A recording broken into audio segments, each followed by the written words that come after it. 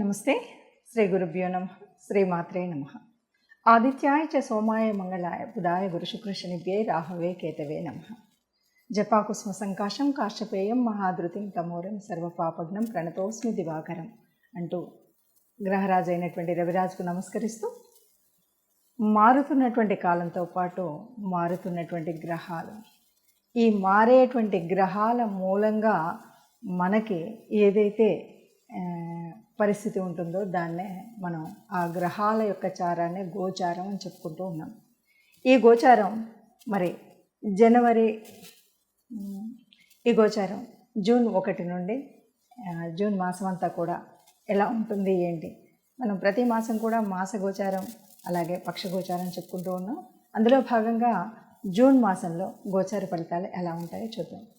ముందుగా గ్రహస్థితి ఎలా ఉంది, జూన్ మాసానికి గాను గ్రహస్థితి ఎలా ఉంది అంటే, మీనరాశిలో రాహుతో పాటు కుజుడు ఒక్కరోజే ఉంటాడు జూన్లో కనుక చూస్తే. జూన్ మాసానికి గోచార స్థితి కనుక చూసినట్టయితే మీనంలో రాహు, మేషంలో కుజుడు.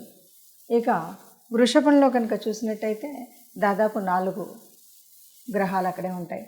రవితో పాటు గురు, శుక్రుడు, బుధుడు వీరందరూ కూడా ఒకే స్థానంలో ఉండడం, అలాగే కన్యలో కేతువు, ఇక మిగిలినటువంటి శని మనకి కుంభరాశిలో కనిపిస్తున్నాడు. ఈ విధంగా ఉన్నటువంటి గోచార గ్రహాలు ఈ విధంగా ఉన్నప్పుడు గోచార ఫలితాలు ఎలా ఉంటాయి.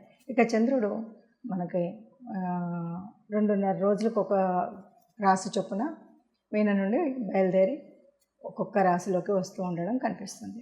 ఇక రెండవ పక్షంలో కనుక చూసినట్టయితే, రెండవ పక్షంలో మనకి రాశిలోకి మార్పు చెందేటువంటి గ్రహాలు ఉన్నాయి. రాశిలోకి బుధుడు, రవి, శుక్రుడు ఈ ముగ్గురు కూడా రాశిలోకి మారుతారు.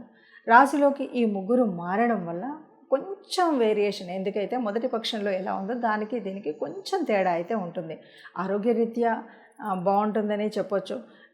తర్వాత మిగతా విషయాలన్నీ కూడా ఏదైతే మనం చేయాలనుకున్న పనులు చేయడము, మనం అనుకున్నటువంటి ఆర్థిక వ్యవస్థ ఇవి ఏదైతే ఉన్నాయో అవన్నీ కొద్దిగా ఇబ్బంది ఉంటాయి. ఎప్పుడు కూడా రాశిలో ఉన్నప్పుడు ముందున్నటువంటి ఆరోగ్యం ఇక్కడ కనిపించకపోవచ్చు.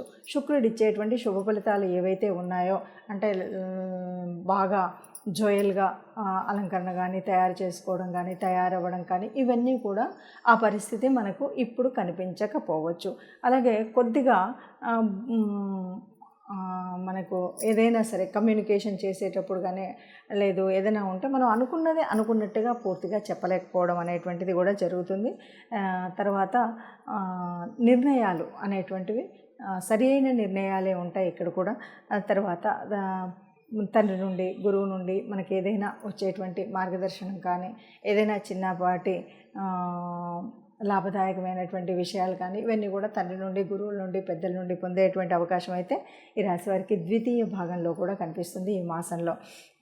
ఒకే ఒక్క విషయం ఏమిటంటే, శరీరాన్ని కొద్దిగా ఈ ఎండాకాలంలో ఉన్నటువంటి పరిస్థితి మూలంగా కొద్దిగా తగు జాగ్రత్త కనుక తీసుకోవాలి. ఎందుకంటే రవితో పాటు శుక్రుడు కలిసి ఉన్నటువంటి పరిస్థితి ఆర్థికంగా ఎలాంటి లోటు లేకుండా ఉంటుంది అని చెప్పచ్చు. అయితే ఈ సమయంలో పెట్టుబడులు ఏవైనా పెట్టినట్టయితే చాలా లాభదాయకంగా ఉంటాయి. ఆర్థిక స్థితి దేని కనుక చెప్తే బాగా మెరుగుపడుతుందనే చెప్పచ్చు.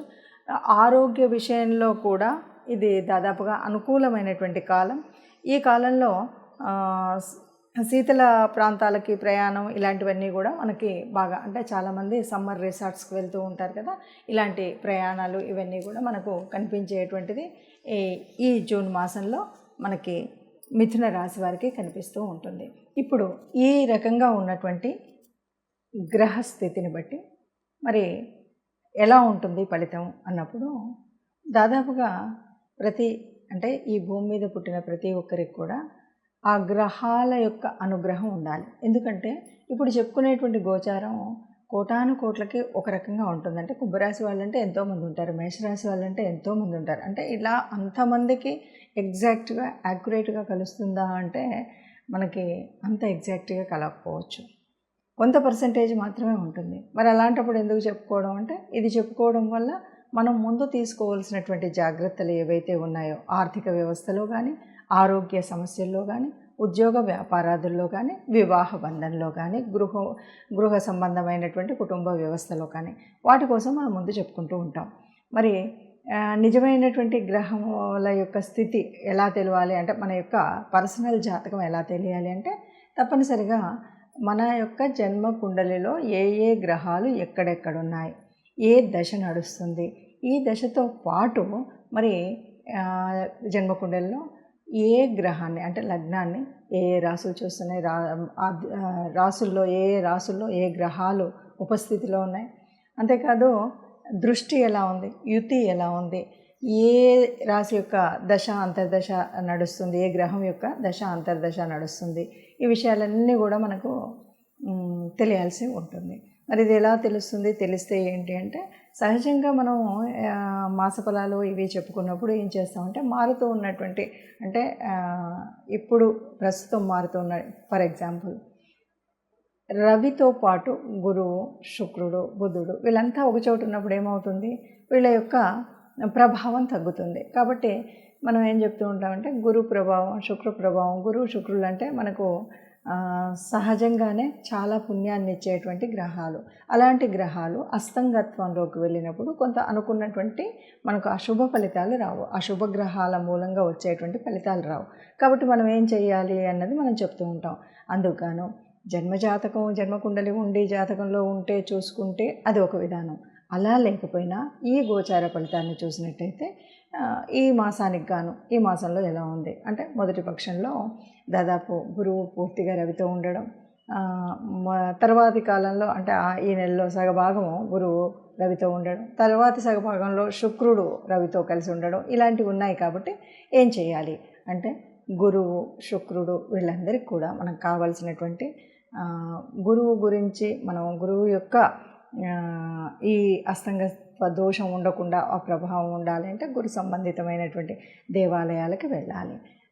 అంతేకాదు ఆ గురువారం రోజు కాస్త పసుపు వర్ణం ఉన్నటువంటి బట్టలు కట్టుకోవడం, లేకపోతే ఎవరికైనా ఏదైనా ఎప్పుడైనా దానం ఇస్తున్నామంటే ఆ పసుపు వర్ణం, లేకపోతే శనగపిండితో చేసినటువంటివి ఏవైనా దానం ఇవ్వడం, ఇలాంటివి మనం చేస్తూ ఉంటాం.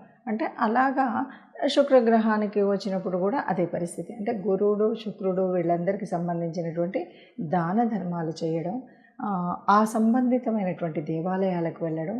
అదే కాదు అంటే తప్పనిసరిగా నవగ్రహ మండపం అయితే ఉంటుంది ఏ దేవాలయంలోనైనా, నవగ్రహ మండపానికి వెళ్ళి మనం నవగ్రహాలకి ప్రదక్షిణ చేయడం, దీపం వెలిగించడం, ఇవి మీకు వీలైనప్పుడు తోచినప్పుడు ఈ మాసం అంతా ఉంటుంది. కాబట్టి మీరు గురు శుక్ర గ్రహాలు సరిగ్గా లేవు కాబట్టి గురువారం, శుక్రవారం నాకు ఇలా వీలవ్వట్లేదు అంటే మనం మాస మొదట్లోనే ఏ కోశాలకన్నా వెళ్ళి గోగ్రాసం కోసం వారికి కాస్త డబ్బులు ఇవ్వడం, ఇలాంటివి ఏదైనా చేయొచ్చు. లేదు ఇవేవి కాదు, మరి వాళ్ళు ఇస్తారో వాళ్ళు పెడతారో పెట్టరో గోగ్రాసం, ఇలాంటి అనుమానాలు మనకు చాలా ఉంటాయి. కాబట్టి అలాంటి పరిస్థితుల్లో మనం ఏం చేయాలి అంటే, మీకు వచ్చినటువంటి గురు స్తుతి, అట్లాగే శుక్రగ్రహానికి సంబంధించినటువంటి స్తుతి ఇవి చేసుకోవాలి. అట్లాగే మరి శని ఉన్నటువంటి ప్రదేశం, శని యొక్క దృష్టి, ఇవన్నీ కూడా ఈ మాసంలో మనకు తగులుతున్నటువంటి గ్రహాలు ఏవైతే ఈ రాశులు ఏవైతే ఉన్నాయో, అర్ధాష్టమ శని ఫర్ ఎగ్జాంపుల్ వృశ్చిక రాశి అర్ధాష్టమ శని ఉంది.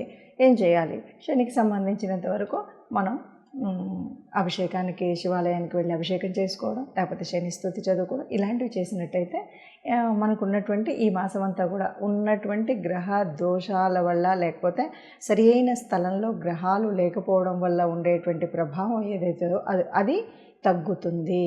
దానికోసం మనం ఈ చిన్న చిన్న పరిహారాలు చేసుకుంటే సరిపోతుంది. అందరూ సుఖంగా ఉండాలని, అందులో మనం కూడా ఉండాలని భావిస్తూ సర్వే జన సుఖినో భవంతు.